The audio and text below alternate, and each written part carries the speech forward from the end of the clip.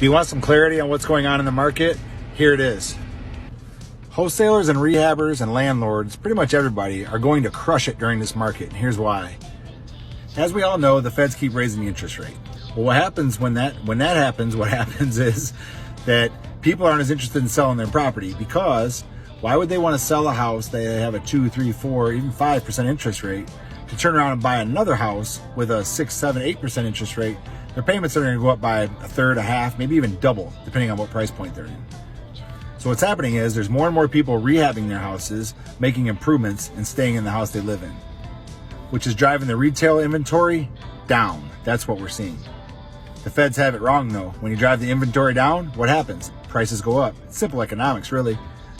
Rehabbers are going to crush it in this market because the inventory is so low, and they're providing a like new property to a slim market. Wholesalers are going to crush it with the deals they can find because rehabbers are having a hard time finding deals. Realtors are going to be fine. Life still happens. People are going to want to sell their houses. They just need to focus on talking to more people. I hope this little video helps. Stay out of the news. Don't pay attention to the news. Pay attention to the facts. Like and follow me for more.